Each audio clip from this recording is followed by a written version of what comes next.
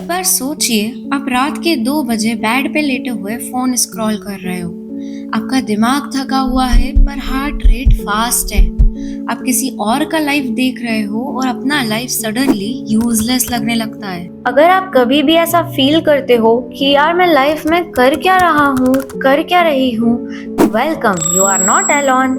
This is Gen Z's hidden crisis. आज की video में आपको ऐसी रियलिटी पता चलेगी जिसके बारे में कोई बात नहीं करता, एंड आपने इन टिप्स को फॉलो कर लिया तो डेफिनेटली आपकी लाइफ पूरी चेंज हो जाएगी। इसलिए वीडियो को एंड तक जरूर देखना बिना स्किप किए। जेन ज़ी वो जनरेशन है जो 1997 से 2012 के बीच बोर्न हुई है। ये वो लोग हैं जो स्मार्टफोन इंटरनेट के साथ ग्रो हुए हैं।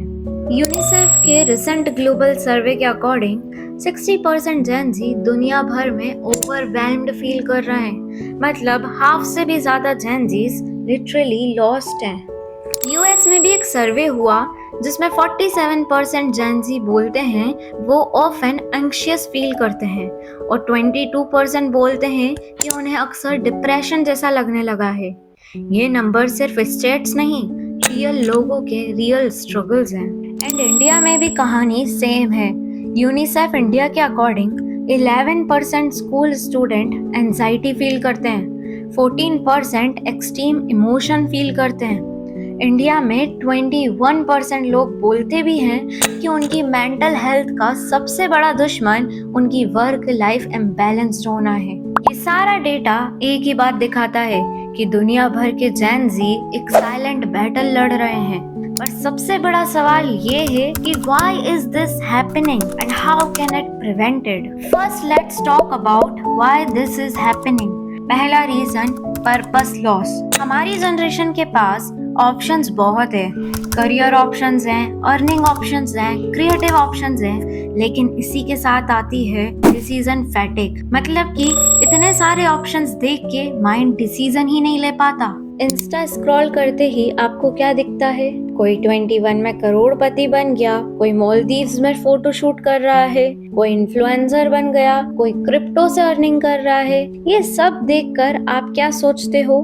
मैं इतना पीछे क्यों हूँ? इसका एक साइंटिफिक रीजन भी है। 21st सेंचुरी में चॉइस ओवरलोड थ्योरी के हिसाब से जब ऑप्शंस ज्यादा हो जाते हैं, ब्रेन फ्रीज हो जाता है, हम पर्पस डिसाइड नहीं कर पाते और फिर हम लॉस्ट फील करने लगते हैं। दूसरा रीजन, सोशल कंपैरिजन। इंस्टाग्राम एक ऐप नहीं है, एक 100% एडिटेड रियलिटी का शोरूम है। जब जेन ज़ी इंस्टा पे स्क्रॉल करती हैं तो उनके सामने 3 चीजें होती हैं: perfect body, perfect relationship and perfect success. ये सब देख के कांस्टेंट कंपैरिजन हमारे ब्रेन में स्ट्रेस हार्मोन को रिलीज करने लगता है। इसके बाद हम अपने लाइफ डिसीजंस में ट्रस्ट लूज करना शुरू कर देते हैं। और ये क्यों होता है? क्योंकि ह्यूमन ब्रेन इवोल्यूशन के टाइम पे छोटी कम्युनिटीज में कंपेयर करता था। अब हम पूरी दुनिया से खुद को कंपेयर कर रहे हैं। तीसरा रीजन, ओवरथिंकिंग। जेन ज़ी का दिमाग 24/7 एक्टिव रहता है बिकॉज कांस्टेंट नोटिफिकेशन। हमारा फोन का हर नोटिफिकेशन एक छोटा झटका होता है। चाहे इम्पोर्टेंट हो या ना हो, ब्रेन हर नोटिफिकेशन को एक न्यू टास्क की तरह ट्रीट करता है। 1 मिनट में 10 बार फोकस टूट जाए तो माइंड नेचुरली ही ओवर एक्टिव हो जाता है और इसका रिजल्ट है हम एक भी चीज पे कामली फोकस नहीं कर पाते। ओवर थिंकिंग का दूसरा reason, FOMO, fear of missing out. Social media पर हर कोई कुछ ना कुछ दिखाता रहता है। कोई ट्रैवल कर रहा है, कोई पार्टी कर रहा है, कोई सक्सेस को पोस्ट कर रहा है और हम सोचने लगते हैं सब लाइफ में आगे बढ़ रहे हैं, मैं ही पीछे क्यों हूँ? ये कंपैरिजन हमारे माइंड में अननेसेसरी प्रेशर क्रिएट करता है और प्रेशर से ओवरथिंकिंग होना शुरू हो जाती है। ओवरथिंकिंग का तीसरा रीजन, ऑनलाइन आर्ग्यूमेंट। व्हाट्सएप पे दोस्तों से फाइट करना, इंस्टाग्राम पर आर्ग्यूमेंट करना, चाहे हम कुछ बोल रहे हो या सिर्फ देख रहे हो, हमारा ब्रेन अननेसेसरी कॉन्फ्लिक्ट में इन्वॉल्व हो जाता है। कॉन्फ्लिक्ट से स्ट्रेस आता है, स्ट्रेस से ओवरथिंकिंग शुरू हो जाती है। ओवरथिंकिंग का fourth reason seen ignored anxiety, जो जेनजीज में बहुत देखने को मिलता है। किसी को मैसेज सेंड करो तो सीन हो गया पर रिप्लाई नहीं आया, बस पर दिमाग में 10 क्वेश्चन स्टार्ट हो जाते हैं। क्या वो इग्नोर कर रहा है? क्या मैंने कुछ गलत बोला? क्या वो बिजी है? एक छोटी सी चीज हमारे माइंड को मल्टीपल सिनेरियोज इमेजिन करने पे मजबूर कर देती है। मतलब हम खुद ही एंज्यूप्शंस बना लेते हैं और ये एंज्यूप्शंस डायरेक्टली ओवरथिंकिंग को फ्यूल करते हैं। फिफ्थ रीजन, स्टोरी में अगर कोई स्पेसिफिक सॉन्ग लगाता है या सैड स्टोरी पोस्ट करता है तो हम क्या सोचने लगते हैं कि ये मेरे लिए है क्या, या इनडायरेक्टली कोई मैसेज दे रहा है क्या, इवन थो 90% टाइम उसका हमसे कोई रिलेशन नहीं होता, लेकिन माइंड फिर भी अननेसेसरी मीनिंग्स निकालने लगता है। Sixth reason, relationship doubts. जब कम्युनिकेशन क्लियर नहीं होती तो कंफ्यूजन ऑटोमेटिकली क्रिएट हो जाती है और कंफ्यूजन से ओवरथिंकिंग होने लगती है। वो इतना ड्राई रिप्लाई क्यों कर रहा है? उसका टोन चेंज क्यों हो रहा है? वो किसी और को फोकस तो नहीं दे रहा है? ऐसी चीजें हमारे मेंटल एनर्जी बहुत कंज्यूम करती है। अब बात करते हैं इंस्टाग्राम जैसे एप्स जेन-ज़ी के साथ कर क्या रहे हैं। इन्फिनाइट स्क्रॉल, आप स्क्रॉल करते जाओ, स्क्रॉलिंग कभी खत्म ही नहीं होगी और हमारा ब्रेन नेचुरली सोचता है बस एक रील और, बस एक पोस्ट और। इस तरह हम 5 मिनट के लिए ऐप खोलते हैं और पता ही नहीं चलता 1 से 2 घंटे कब निकल गए। ये टाइम ब्लाइंडनेस क्रिएट करता है और हमारा अटेंशन स्पैन को स्लोली डिस्ट्रॉय करता है। डोपामाइन स्पाइक्स, हर रील न्यू, एक्साइटिंग और अनप्रिडिक्टेबल होती है और अनप्रिडिक्टेबल कंटेंट से मिलता है इंस्टेंट डोपामाइन हिट। डोपामाइन वो केमिकल है जो हमें गुड फील कराता है। जितना ज्यादा स्क्रॉल करते हो उतना ज्यादा डोपामाइन स्पाइक्स मिलते हैं। प्रॉब्लम ये होती है कि ब्रेन इन स्पाइक्स का आदत डाल लेता है और फिर रियल लाइफ बोरिंग लगने लगती है। एडिक्शन लूप्स, इंस्टाग्राम जैसे एप्स का डिजाइन ही इस तरह बनाया गया है कि आप एक बार खोल लो तो बार बार खोलने का मन करेगा। रील्स देखते हो तो डोपामाइन मिलता है, ऐप बंद करते हो तो दिमाग और डोपामाइन जाता है, फिर ऐप वापस खोल लेते हो। ये एक एडिक्शन लूप क्रिएट करता है और ब्रेन इसी लूप में फंसकर प्रोडक्टिव काम से डिस्ट्रैक्ट हो जाता है। ये तो बात थी इंस्टाग्राम जेन-ज़ी के साथ क्या कर रहा है, लेकिन अब ये भी सुनो जेन-ज़ी इंस्टाग्राम पर क्या कर रहा है। जेन-ज़ी इंस्टाग्राम जैसी एप्स पर वैलिडेशन ढूंढ रही है, रियलिटी से भाग रही है, आइडेंटिटी डिजाइन कर रही है, कंपैरिजन में खुद को तोड़ रही है और टाइम वेस्ट कर रही है बिना रियलाइज किए। ये सब कुछ रिलेटेबल लग रहा होगा ना, बिकॉज ये सब हम ही तो कर रहे हैं। लेकिन सबसे पहले ये समझो कि ये जेन-ज़ीज़ की गलती नहीं है। आज की जेन-ज़ी जिस दुनिया में जी रही है वो दुनिया पहले कभी एग्जिस्ट ही नहीं करती थी।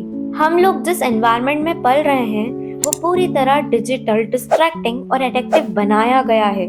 सोच के देखो, पहला ऐसा टाइम नहीं था जहां इन्फिनाइट स्क्रॉलिंग हो, एक स्वाइप पर डोपामाइन मिल जाए। इन एप्स का डिजाइन ही ऐसा बनाया गया है कि आप खुद को रोकोगे ही नहीं।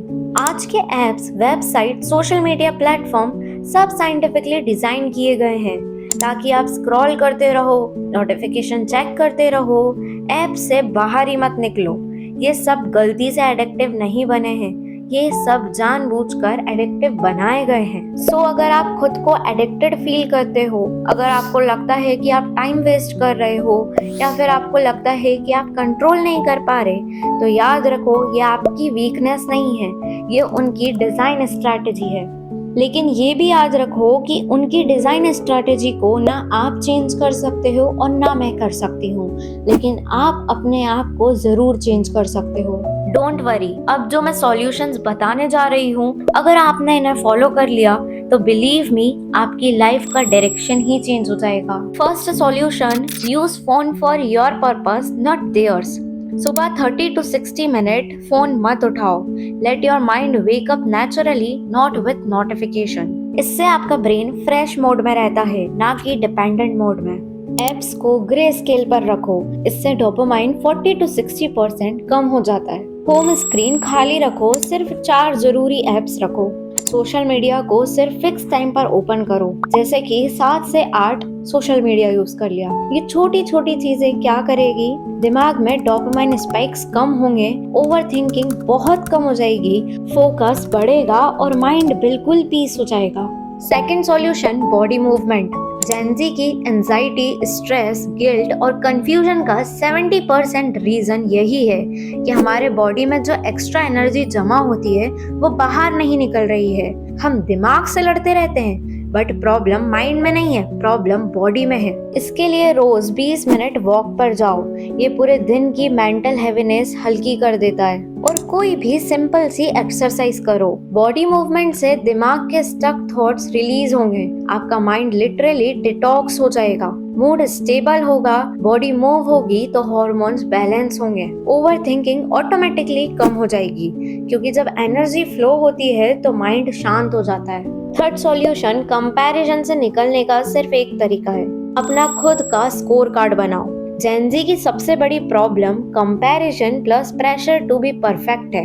अपनी लाइफ के सिर्फ 3 मैट्रिक सेट करो, जैसे health, money, skill, personal growth. हर दिन इन तीनों चीज को 1% इम्प्रूव करने की स्ट्रेटेजी बनाओ। बाकी का कंपैरिजन ब्लॉक कर दो। जब लाइफ सिंपल मैट्रिक्स पर चलती है तो आपका दिमाग स्टेबलाइज हो जाता है, एंजाइटी बहुत कम हो जाती है और कॉन्फिडेंस भरपूर आ जाता है। Fourth solution, honest mental reset technique, 2 minute rule. जब ओवरथिंकिंग शुरू हो तो 2 मिनट के लिए बस ये 3 काम करो। Wash your hands with cold water, then take 6 deep breaths and write down one thing that's running in your mind. ये रूल क्या करेगा, आपके नर्वस सिस्टम को रीसेट कर देगा, आपके थॉट्स बहुत स्लो हो जाएंगे और आपका माइंड एकदम काम हो जाएगा। And it actually works. तो ये थे कुछ सॉल्यूशंस। बस इतना याद रखो, जेनजी कमजोर नहीं, बस एक ऐसी जनरेशन है जो सबसे ज्यादा प्रेशर और सबसे ज्यादा एक्सपेक्टेशन को फेस कर रही है।